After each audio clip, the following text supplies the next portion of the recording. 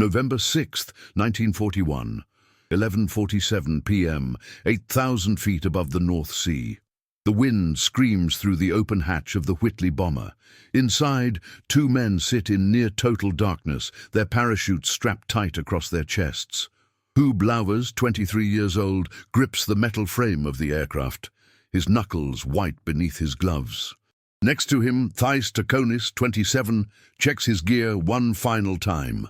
A revolver, a compass, forged identity papers, and a small leather case containing enough plastic explosives to demolish a railway junction. Neither man speaks. The roar of the twin Bristol engines makes conversation impossible. But even if they could talk, what would they say? They both know the statistics.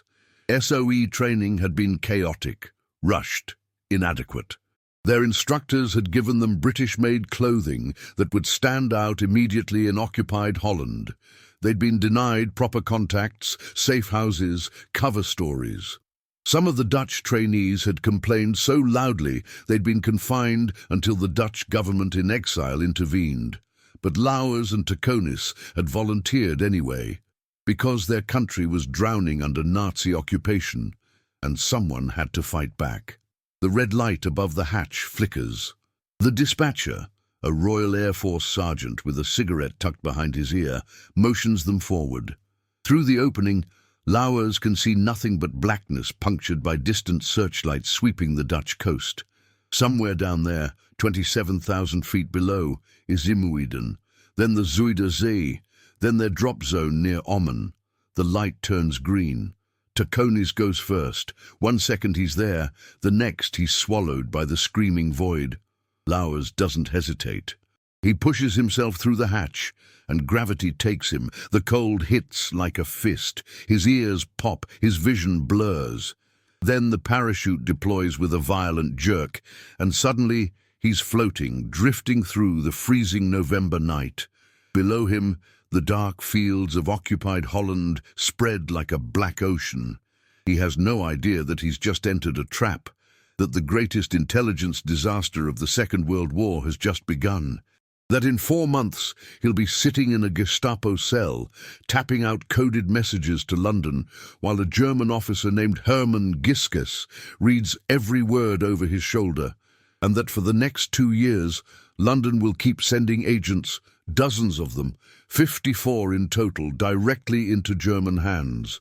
Men who will parachute into the darkness believing they're joining a resistance network, only to be arrested the moment they land. Men who will die in Mauthausen concentration camp, executed by firing squad, while their superiors in England continue to believe they're operating successfully behind enemy lines. But Lauwers doesn't know any of that yet. Right now, he's just trying to find the ground. His boots hit frozen earth. He rolls, fighting to collapse his parachute before the wind drags him across the field. 30 meters away, Taconis is already burying his chute, working fast, breath misting in the cold. They're down, they're alive, and they're completely alone. The radio operator, Lauwers' mission and capture, 800 words, March 6, 1942, 2:15 p.m., The Hague. For 4 months, Hub Lauwers has been the invisible man. He moves through The Hague like a ghost. Different addresses, different identities, always one step ahead. His job is simple in concept, impossible in execution. Establish radio contact with London, coordinate supply drops, build a resistance network from nothing. The radio transceiver weighs 14 pounds.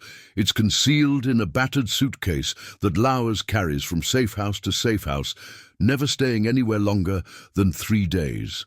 Every transmission is a calculated risk. The Germans have radio detection vans prowling the streets, Funkpeilwagen, equipped with directional antennas that can triangulate a transmission in minutes. So Lauwers transmits fast. He sets up in attics, in basements, once in the back room of a bakery, while the owner's wife kept watch at the window. He encodes his messages using a poem code, taps them out in Morse at exactly the scheduled time, then disappears before the detection vans can close in. But today, his luck runs out. He's transmitting from a boarding house on Fahrenheitstraat. The landlady is nervous, keeps glancing at the clock. Lowers tries to work faster, his fingers dancing across the Morse key. Arnhem Bridge viable target. Stop need explosive stop. The dots and dashes stream into the ether. Somewhere in England, a radio operator at SOE headquarters is copying down every letter, but someone else is listening too. The Abwehr, German military intelligence, has been tracking this signal for weeks.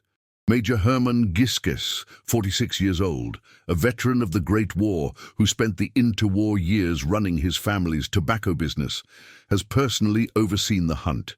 He's methodical, patient, brilliant. He knows that capturing one radio operator could be the key to unraveling the entire SOE network in Holland. The door explodes inward. Lauver's hand freezes on the transmitter.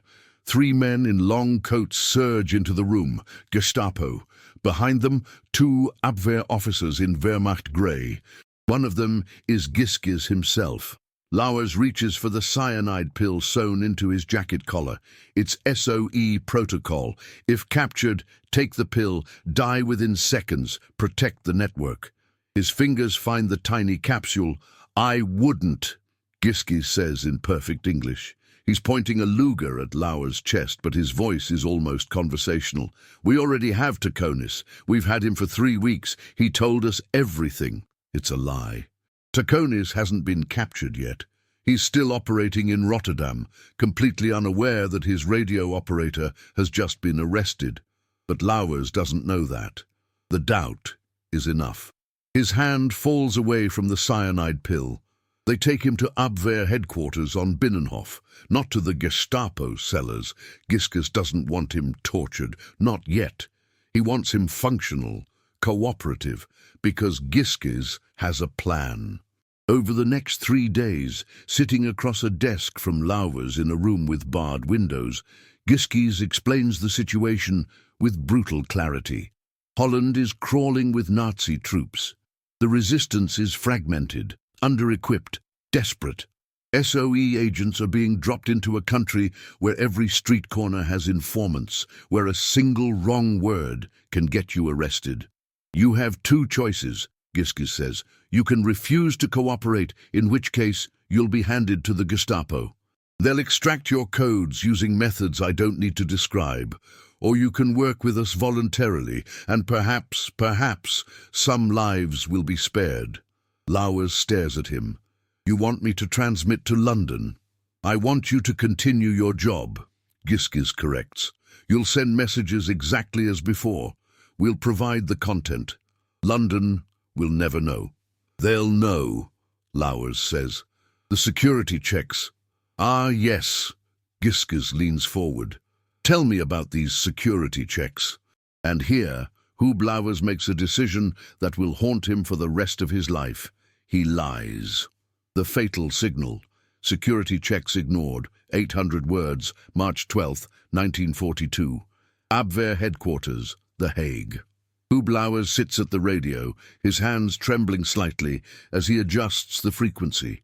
Across the room, Hermann Giskes watches with the focused intensity of a chess player 3 moves from checkmate.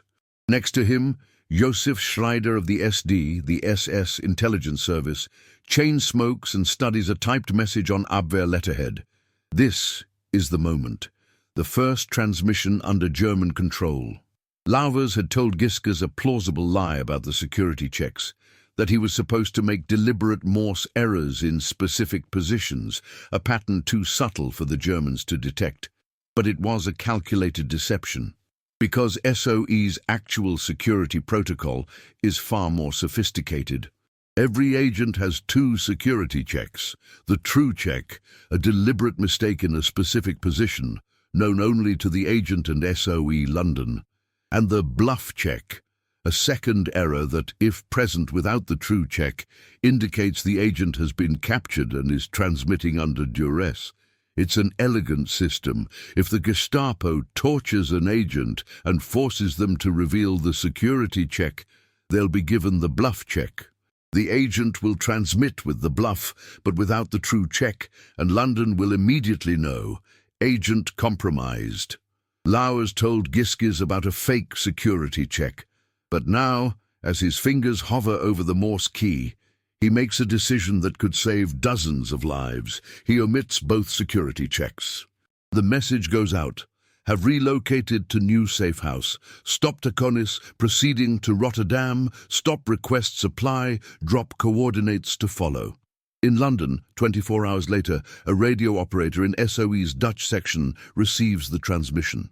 She decodes it, checks the message against Lauer's file. Both security checks are missing. According to protocol, she should immediately mark the transmission as compromised. She should alert her superiors.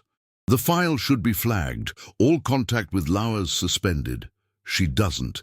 Instead, she assumes Lauer's forgot the checks, or that atmospheric interference corrupted the transmission, or that the stress of operating in occupied territory made him careless. She files the message as authentic. It's a mistake that will kill 50 men. April 3rd, 1942. Lauer's transmits again. Again, no security checks. This time he goes further. Embedded in the message he includes letters that spell out a warning. CAUGHT, court. In London the message is decoded. Someone notices the odd letter placement. A memo is written, then filed away. No action is taken. May 15th, 1942. Hermann Giskes sits in his office at Binnenhof, reading decoded SOE traffic with growing amazement. London has just transmitted the names, descriptions and drop coordinates for 2 new agents scheduled to parachute into Holland in 4 days. They're still sending them, Schreider says, cigarette dangling from his lips, even without the security checks. Giskes shakes his head slowly. He'd expected SOE to catch on within weeks. He'd planned for Englandspiel, the England game, as he's privately named this operation, to last perhaps 2 months at most. But London isn't catching on. They're ignoring every warning sign. The missing security checks, Lauer's embedded distress signals. The fact that his transmitting schedule has suddenly become suspiciously regular, no longer disrupted by the need to evade detection vans. They want to believe, Giskes says finally. They've invested so much in this network. They need it to be working, so they ignore the evidence. He lights his pipe, studies the drop coordinates. A field near Steenwijk, in the province of Overijssel. Remote, flat, perfect for parachute operations. Also perfect for an ambush. Alert the reception team, Giskes says. When these agents land, I want them taken alive, with their radios intact. Schreider grins. How many do you think we can capture? Giskes puffs his pipe, watching smoke curl toward the ceiling. All of them, he says quietly. I think we can capture every single agent SOE sends to Holland. He's right. Section 4. The trap springs. Agents continue to fall. 850 words. May 29th, 1942. 1:40 a.m. Drop zone near Steenwijk. The aircraft comes in low, engines throttled back to minimize noise. In the frozen field below, flashlights blink in the agreed-upon pattern. 3 short, 2 long, 3 short. The recognition signal transmitted by London just 6 hours ago. Inside the aircraft, 2 SOE agents prepare to jump. They don't know that the men with the flashlights are Abwehr operatives. They don't know that Giskes is watching from a car parked 200 meters away, smoking his pipe, waiting. The agents jump. Their parachutes blossom white against the darkness. They drift down, down toward the waiting lights. They land. Hands reach out to help them up. Friendly Dutch voices, words of welcome. One of the agents is already unbuckling his parachute harness when he notices the automatic weapons. Welcome in Netherlands, Giskes says, stepping forward. Welcome to the Netherlands, the pattern repeats.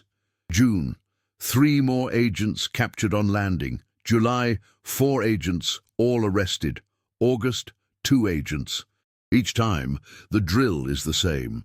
The agents are taken to Haren prison camp, a former monastery converted into an internment facility for captured resistance fighters. They're not tortured, Giskes orders. They're interrogated, yes, pressured, threatened, offered deals. But Giskes understands that brutalized agents are unreliable. He needs them functional enough to provide technical details about SOE's codes, procedures, personnel. More importantly, he needs their radios. By September 1942, Giskes is running 14 captured transmitters, 14 separate radio agents, all controlled by the Abwehr, all reporting back to London, each one requesting supply drops, weapons, explosives, money, and London keeps sending wooden crates packed with Sten guns, plastic explosives, British pounds and Dutch guilders, all of it parachuted into fields where Abwehr teams are waiting. All of it catalogued, stored, some of it eventually shipped to the Eastern Front, where it's used against Russian partisans. "It's obscene," Schreider says one night, standing in a warehouse filled with British weapons. "We're being supplied by the enemy." But Giskes isn't satisfied with just capturing supplies. He wants to expand the network, he wants to capture more agents, more radios, until he controls the entire SOE operation in Holland. So he has his captured agents transmit requests for reinforcements. "Resistance growing," one message reads. "Need additional radio operators and sabotage experts." London complies. February 1943. By now, the operation has metastasized beyond Giskes' initial imagination. He's running more than 50 captured agents. The Abwehr has arrested so many SOE operatives that Haren prison camp is running out of space. And still, London keeps sending. There are warning signs, obvious ones. Several of the captured agents have managed to insert duress signals into their transmissions. One agent, working under Abwehr supervision, deliberately sent his messages in a fist, a Morse transmission style, completely different from his usual pattern. It should have been an immediate red flag. London accepted the messages as genuine. Another agent managed to encode the word prisoner into a transmission about supply drop coordinates. A sharp-eyed decoder in London noticed it, filed a report. The report was ignored. Why? How could an intelligence organization as sophisticated as SOE be so catastrophically blind? Part of the answer lies in institutional pressure. SOE's Dutch section needs to show results to justify its existence. The organization is barely 2 years old, constantly fighting for resources and credibility. If the Dutch network collapses, heads will roll in London. So when evidence emerges suggesting the network is compromised, it's easier to rationalize it away, to assume agents are making mistakes under stress, to believe that the resistance is succeeding, that the supplies are getting through, that the sabotage operations are real. Giskes understands this psychology perfectly. He's counting on it.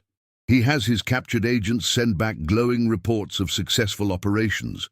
Railway bridges demolished, German convoys ambushed, Nazi officers assassinated. None of it is true. But London wants to believe, needs to believe. So they do. In Haren prison camp, the captured SOE agents watch in horror as more men arrive every few weeks. Fresh from training, still believing they're joining an active resistance network. The veterans try to warn the newcomers. You've been betrayed. The network is blown. London doesn't know, but the new arrivals don't believe it at first. How could SOE make such a catastrophic mistake? How could they keep sending agents into a trap they've been warned about? It seems impossible, but it keeps happening. Death from above. RAF notices the pattern, 750 words. March 18th, 1943. RAF Tempsford, Bedfordshire. Squadron leader Geoffrey Murphy briefs his crew for tonight's SOE mission to Holland. They're flying a Sterling bomber, 4 engines, converted for special operations. In the cargo bay, 2 agents, their equipment, and several containers of weapons and supplies. Murphy has flown 19 SOE missions to Holland in the past 8 months. He's beginning to notice a pattern. "Same thing every time," he tells his navigator over tea before the mission. "We fly in. The reception committee is exactly where they're supposed to be. Signals perfect. Drops go smooth as silk. But on the way back, fighters," the navigator finishes. Murphy nods. "Every single time. Like they know our exact route home. Tonight is no different. They cross the Dutch coast at Imuiden, Navigate to the drop zone near Assen. The recognition signals flash from the ground. Perfect. The agents jump, the supply containers follow. Murphy turns for home. They're 15 minutes over the North Sea when the Messerschmitt appears. The German night fighter comes in fast, cannons blazing. Tracer rounds rip through the Sterling's fuselage. The rear gunner returns fire, but the Me-110 is already banking away, coming around for another pass. Taking evasive action, Murphy shouts, throwing the Sterling into a dive. They survive. Barely. They limp back to Tempsford with one engine dead and holes in the fuselage you could put your fist through. 12 other RAF crews aren't so lucky. Between June 1942 and May 1943, 12 RAF aircraft are shot down returning from SOE missions to Holland. 12 planes, 76 airmen killed or captured. The losses are unsustainable. May 1943, RAF Headquarters. Air Vice Marshal John Whitworth reviews the casualty reports from SOE operations in Holland. The statistics are damning. SOE flights to Holland have a 42% loss rate, compared to 3% for missions to France. The pattern is unmistakable. Aircraft arrive without opposition, complete their drops successfully, then get intercepted by night fighters on the return journey. It's too bloody perfect, Whitworth writes in his report to SOE. The landing zones are always clear. The reception committee's always exactly where they're supposed to be, but our aircraft are being ambushed systematically on the way home. Someone is tipping off the Germans. He reaches a conclusion. Effective immediately, RAF Transport Command will no longer fly SOE missions to Holland. SOE protests. The Dutch network depends on regular supply flights. Without RAF support, the resistance will collapse. Whitworth is unmoved. I'm not sending any more of my men to their deaths for your bloody spy games, he says. Not until you figure out what's wrong with your Dutch operation. The flights stop. For Hermann Giskes, it's the first serious complication in Englandspiel. Without aircraft, SOE can't insert new agents, can't send supplies. The operation is beginning to plateau, but Giskes has already captured 43 agents. He's intercepted dozens of supply drops. He's identified hundreds of Dutch resistance contacts from interrogations and decoded SOE messages. Englandspiel has been the most successful counterintelligence operation in German history, and it's not over yet. Because in London, despite the RAF's suspension of flights, despite the missing security checks, despite the mounting evidence that something is catastrophically wrong with the Dutch network, SOE still doesn't understand what's happened. They still think their agents are operating successfully in Holland. They still believe the resistance is real. They're wrong. Section 6, The Escape. Doorlane and Ubbink break free, 850 words. August 29, 1943, Haaren concentration camp. Peter Doorlane has been a prisoner for 11 months. He was captured the night he landed, September 1942, arrested by Abwehr officers posing as resistance fighters. Like all the captured SOE agents, he's held in Haaren, a former monastery surrounded by barbed wire and guard towers. The prisoners are treated surprisingly well. No beatings, adequate food, medical attention when needed. Giskes wants them alive, wants them useful for interrogation, but they're still prisoners. Still watching helplessly as more SOE agents arrive every few weeks, fresh victims of London's incomprehensible blindness. Doorlane has been planning his escape for months. Tonight, he makes his move. His cellmate is John Ubbink, captured in January 1943. Together, they've been loosening the bars on their cell window, working with a stolen screwdriver for 3 millimeters of progress every night. It's taken 4 months, but tonight, the last bar finally comes free. 2:15 a.m. The guard makes his rounds, walks past their cell, continues down the corridor. Doorlane counts to 60. Then he and Ubbink push the loosened bars aside and squeeze through the window. They drop 3 meters into the exercise yard. Ubbink lands wrong, twists his ankle, bites back a cry of pain. Doorlane helps him up. They move fast, staying low, keeping to the shadows. The outer fence is 4 meters of barbed wire. They've stolen a blanket from the infirmary. Throw it over the wire, use it to climb. The barbs still tear through their clothes, rip their hands, but they make it over. Then they're running through the forest surrounding Haren, branches whipping their faces, lungs burning. Behind them, sirens begin to wail. Searchlights sweep the trees. They run for 3 hours. At dawn, they're 12 kilometers from Haren, hiding in a barn, exhausted. Ubink's ankle is swollen, possibly fractured. Dowlane's hands are bleeding from the barbed wire, but they're free. The next 2 weeks are a blur of terror and close calls. They move south toward Belgium, traveling at night, hiding during the day. They have no papers, no money, no contacts. Every German patrol could be their death sentence. In Eindhoven, they make contact with a Catholic priest who's part of the resistance. He provides forged identity cards and directions to a safe house in Brussels. From Brussels, they travel to Paris, then to Lyon, then over the Pyrenees into Spain, guided by Basque smugglers who charge them money they don't have and threaten to kill them when they can't pay. In Barcelona, starving and desperate, they stagger into the British consulate. October 15th, 1943, British legation, Bern, Switzerland. Dowline and Ubink sit across from a British intelligence officer, telling their story. The officer listens with growing alarm. "Every agent sent to Holland has been captured," Dowline says. "All of them. The Germans are running the entire network." "That's impossible," the officer says. "I was in Haren," Dowline insists. "I saw 40 other SOE agents, all of them captured on arrival. The Germans know everything. Our codes, our procedures, our drop zones. London is sending men to their deaths." The intelligence officer sends an urgent cable to London. "Dutch network compromised. Stop 2 agents escaped, stop full debrief required." But Hermann Giskes has anticipated this. The same day Dowline and Ubink reach Switzerland, a message arrives in London from one of the active SOE agents in Holland. Actually an Abwehr operative using a captured radio. The message warns that 2 SOE agents, Dowline and Ubink, have been captured by the Gestapo and turned. They're now working for the Germans. Anything they say is disinformation designed to undermine SOE operations. It's a masterful piece of deception. When Dowline and Ubink finally reach London in November, they're immediately arrested. Not debriefed, arrested. They're imprisoned as suspected double agents.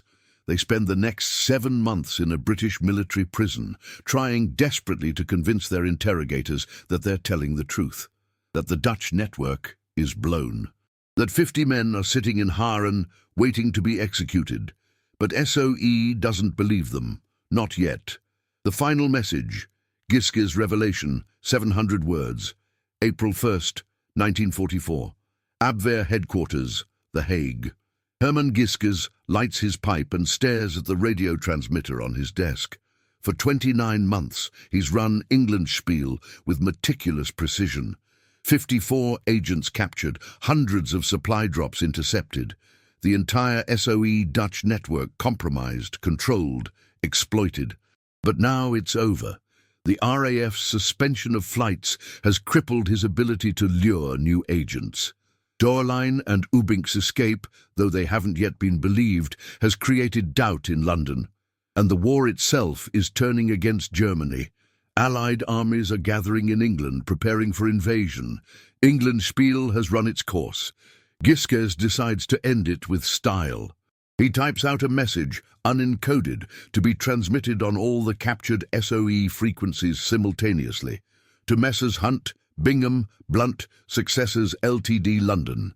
In the last time you are trying to make business in Netherlands without our assistance.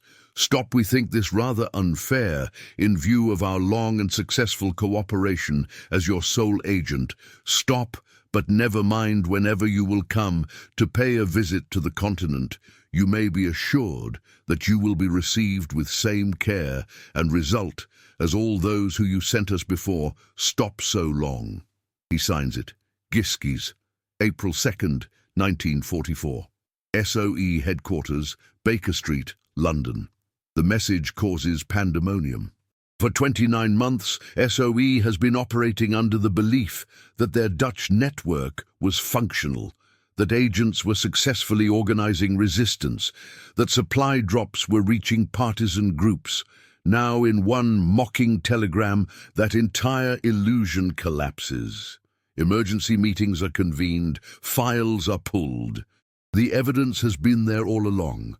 The missing security checks, the embedded distress signals, Lauer's court warning, the RAF's concerns, Doorleen and Ubbink's desperate testimony. All of it ignored. Major Charles Blizzard, head of SOE's Dutch section, resigns in disgrace. An internal investigation is launched, but it's too late for the men in Haren. June 6, 1944. D-Day. As Allied forces storm the beaches of Normandy, Doorleen and Ubbink are finally released from British custody. They're vindicated, honoured by the Dutch government, but 50 of their comrades are still in Haren. September 6, 1944. Haren concentration camp. As Allied armies advance toward Holland, the prisoners are told they're being transferred to a POW camp in Germany. It's a lie. They're loaded onto trucks and driven south to Austria, to Mauthausen. Mauthausen is not a POW camp. It's an extermination facility, a place where the SS sends people who are meant to disappear. September 7th, 1944. Mauthausen concentration camp. The 50 Dutch SOE agents are marched into a granite courtyard. SS guards line them against a wall.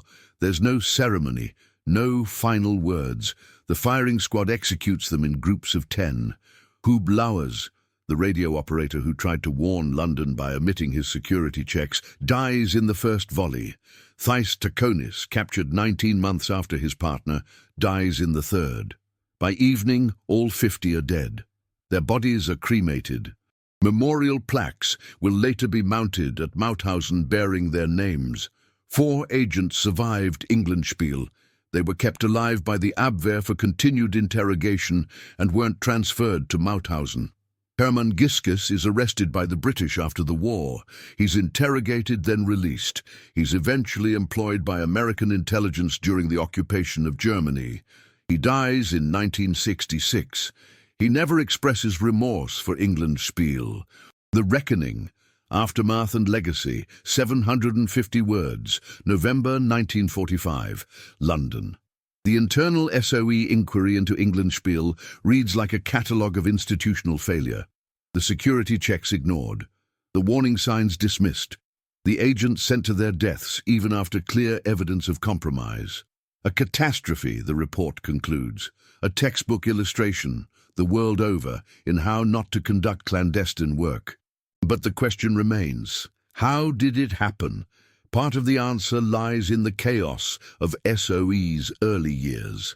The organization was founded in July 1940, in the desperate weeks after Dunkirk. Churchill wanted Europe ablaze with sabotage and resistance. But SOE was improvised, under-resourced, competing with MI6 and military intelligence for funding and personnel. Training was inadequate.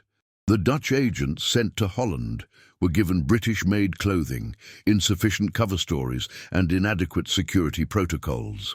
Some complained so loudly they were imprisoned until the Dutch government in exile intervened. Then there was the institutional pressure to show results. SOE needed to prove its value to the military establishment, which viewed it with suspicion. The Dutch section needed to demonstrate that its agents were successfully organizing resistance. Admitting the network was compromised would mean admitting failure, so the warning signs were rationalized away. Missing security checks? Probably atmospheric interference, or stress, or operator error. Embedded distress signals? Probably coincidence. Consistently successful drop zones followed by intercepted aircraft. The Germans must have radar we don't know about. It was easier to believe the operation was working than to confront the devastating truth that they'd been fooled for 29 months, that they'd sent 54 men to their deaths, that they'd supplied the enemy with weapons, money, and intelligence. The psychological term for this is confirmation bias, the tendency to interpret evidence in ways that confirm existing beliefs. SOE wanted Englandspiel to be successful, so they unconsciously filtered evidence to support that belief. Hermann Giskes understood this. He'd counted on it. He knew that the longer the deception continued, the harder it would be for SOE to admit they'd been duped. Each additional agent captured, each additional supply drop intercepted, made the psychological cost of acknowledging the truth higher. It was brilliant psychological warfare. The Dutch resistance. The impact on the Dutch resistance was devastating. Without weapons and supplies from London, resistance groups remained under-equipped throughout the occupation. When Allied forces attempted to liberate Holland in September 1944, Operation Market Garden, they expected support from an armed resistance. That support never materialized because the weapons intended for the resistance had been intercepted by the Germans 2 years earlier. The operation failed. Holland remained occupied until May 1945. The winter of 1944-45, known in Holland as the Hunger Winter, killed 22,000 Dutch civilians from starvation. The survivors. The 4 surviving agents, including Peter Douwlijn and John Ubink, were honored by the Dutch government after the war, but they carried the psychological weight of survivors' guilt for the rest of their lives. Huub Lauwer's family received his posthumous decorations in 1946.